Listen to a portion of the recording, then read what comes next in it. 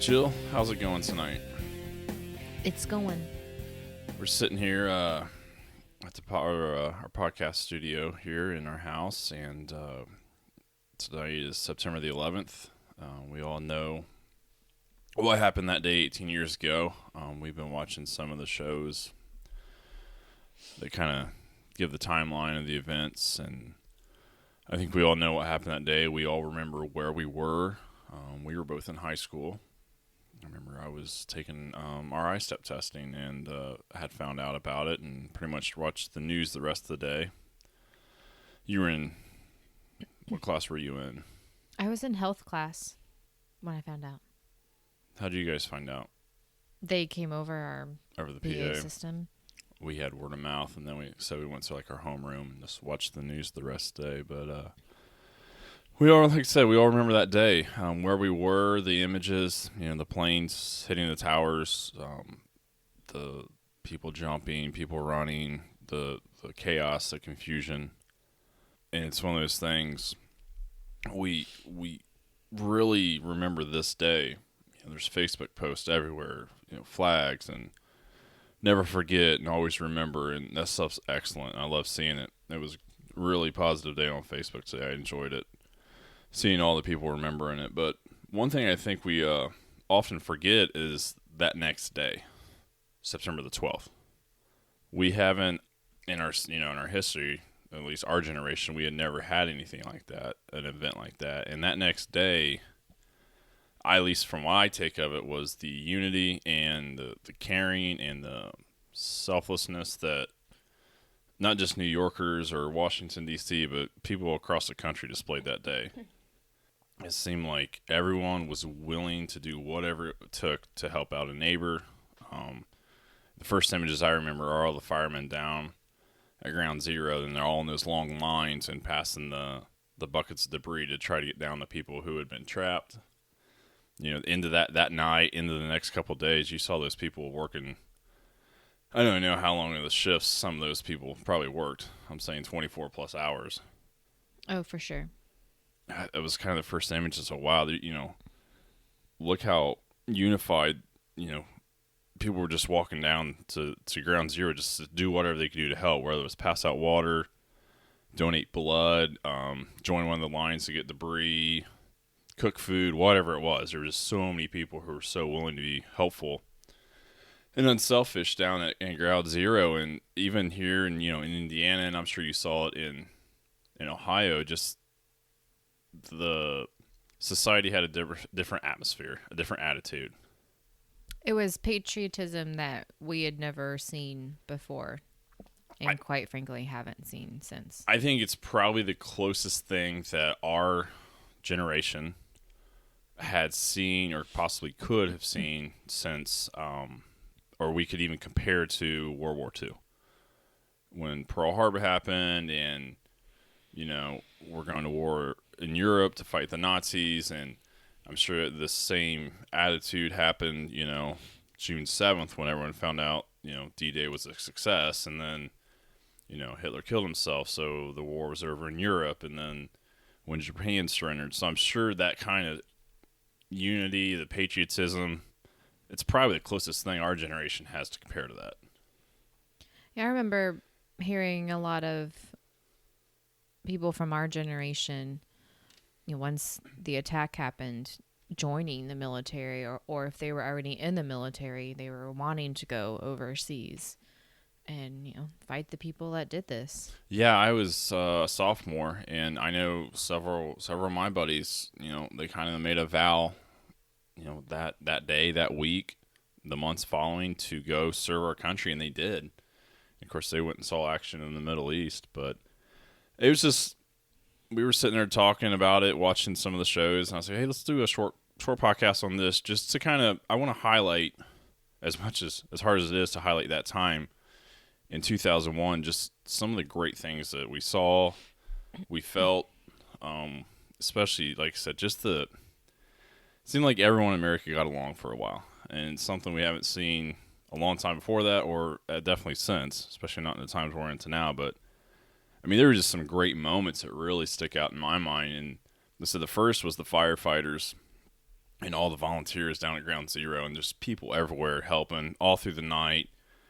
You would see the images, and you could tell they're just worn out and tired, and but they didn't care. They had a cause, and it was try to find survivors, and people were, like I said, donating blood and just doing whatever they can.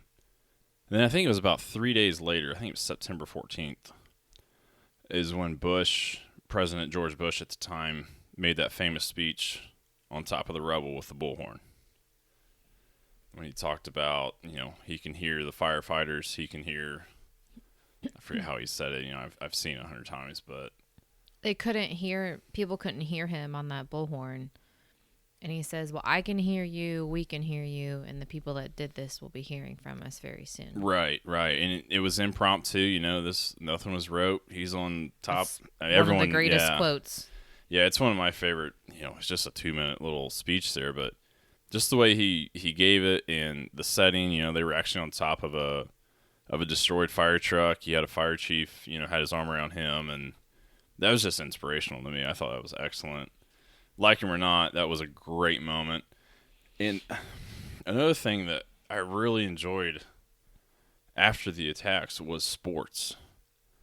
Now we think sports and everything's so politicized, and these athletes are complaining about the littlest things and the big money, but for that fall, football and baseball was such a release for people. New Yorkers could go to Yankee Stadium for 3 hours and escape what happened down the road. People could flip on a ball game on a Sunday afternoon and be just escape, just get away from the attacks or anything going on in the news, and just watch a sport and have fun and be part of something that gets you away from the real world for a while. The first NFL weekend after that, I think they actually postponed the first Sunday. They played the following Sunday, and every stadium had some sort of patriotic theme. They had the giant flags on the field. The players would run out on the field with the big American flags, and you had banners up in the stands. We support NYC, we love NYC. Never forget, all the patriotism that the NFL that first weekend back. Just it was really cool to be a part of that, to be able to watch it. And like I said, just watch football to be a game and not what it's become today, where it's all politicized. Don't even get me started on that. Yeah, and this ain't the podcast for that. But in baseball, because I was a huge baseball fan, and I remember Mike Piazza hit a late game home run in the first game in New York City when he was playing for the Mets, and the way the crowd just went nuts, and you could tell they were all just New Yorkers just wanting to see a ball game, and they got to see a late game home run.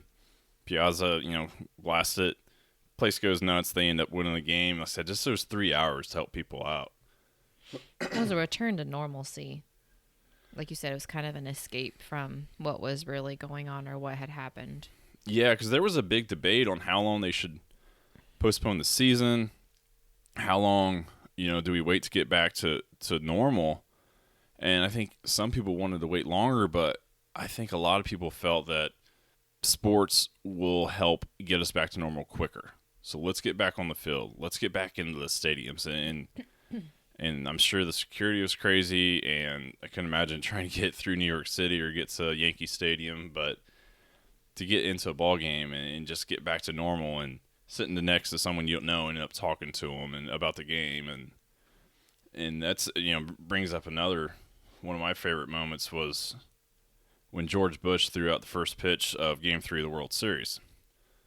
The Yankees had made the World Series that year, and the first game back, they had President Bush come out, throw the first pitch, and he just walked out there, solid as a rock, no fear. And, I mean, he had to have some fear, thinking, what could happen, but he didn't show it. Gets on top of the mound and throws an absolute BB, perfect strike into the catcher. Place goes nuts, and then, we play ball. And then it's that 3 hours I talk about. And it ended up being a classic series. I mean, the Yankees ended up losing 7, but it's one of those, it really didn't matter, They were there. It allowed New York to more time to heal. And so it was just a great series. But that moment when he threw that pitch, that was That still gives me chills when I watch it. I like watching that video too. Yeah, I mentioned that it wasn't just New York City. It wasn't just Washington D.C. It was all over. I mean, flags were up everywhere. Any store, any business establishment, they had something up on there. If they had the signs with letters they could change, whether it be God Bless USA, Proud American, whatever that. You just saw that everywhere. And I don't know. And the thing that really confuses me, and it always seems to happen, is why does it take a tragedy to bring us together? I think because we get spoiled, and I'm not saying you and I do this, but we take what we have for granted. I think I always told kids this in school because a lot of the teenagers I had in school, they don't remember 9/11. Some of them weren't even born, and I always tell them, I'm like, you don't realize this, but there is a pre 9/11 world, and you're living in the post 9/11 world. Right. We still remember what it was like pre September 11th. Yeah, it seems like when times are good, and I'll be honest with you, I know our country's divided now, but times couldn't be better. I mean, we have some conflicts in the Middle East, but overall, I mean, we're not fighting for our next meal. Like, overall, life's pretty easy, and I think that causes more division because we don't have an enemy. People are tribal, and you kind of always want to have that enemy to fight, right? We don't have that right now, which we should be happy about, but instead we fight each other. But, you look at World War II, you had Hitler. The Gulf War in '91, you had Saddam Hussein. Once they kind of figured out who did the 9/11 attacks, you had Osama bin Laden. So we had this person or this figure that we can bond together and overcome this and defeat this person. And I think something to piggyback off what you're saying is it seemed like during those times, like you said, there was the common enemy. It didn't matter if you were Republican or Democrat. You were still pro-America and anti whoever the enemy was. And you're American first, right? And that's how it should be. Yeah, you didn't label yourself or get into a division of I'm this or them that. I'm an American, right? And there's a tyrant over in Europe that we got to go defeat, or there's a tyrant in Iraq that's invaded Kuwait, or hey, there's a guy in Afghanistan who figured out how to fly planes into a building, and we need to go defeat him. And it brought us together. I mean, I don't know. It was 4 or 5 months. It really seemed like it lasted. Maybe 3 months. It's hard to. It's been so long ago. It's hard to remember. I mean, you remember it right afterwards. Yeah, but just those 3 months, whatever it was. Like I said, a lot of the baseball, the football. I just wish it didn't take such tragedy to bring the best out of people, because we saw what people could do and what we're willing to do on those days following, and it was unbelievable, truly unbelievable how people came together, and it still takes a tragedy for that to happen. Right. It didn't matter, your race or your gender or your religion. We were all Americans, right? And we had been attacked, right?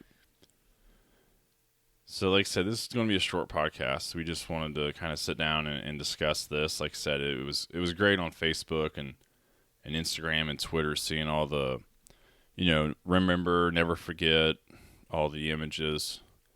But let's not forget September 12th and, how everyone acted. And maybe we could just kind of pull a little bit of that together. And I think people, they just had more compassion first, and it was for someone that wasn't even involved. Like you said, in the Midwest, we were just more compassionate towards each other. We may not know anyone that was involved in the attack, but you still extended your hand to a fellow American, if they needed help. And we are here in the Midwest, but there was a former Muncie resident who did perish in the trade tower or in the World Trade Center. I actually ended up working with his brother for a while. So it's a really small world, and it's crazy how someone from here could end up in such a bad situation. But like you said, everyone was just simply friendly to each other, holding doors, smiling, how you doing, checking on your neighbors, just little stuff like that. You don't have to go out and volunteer for big missions or anything. Just do the little things. So that's just something I wanted to kind of talk about tonight with you, Jill. I know you felt the same way. We talked about it a little bit earlier, and I said we'll always remember 9/11, but I hope we never forget September the 12th.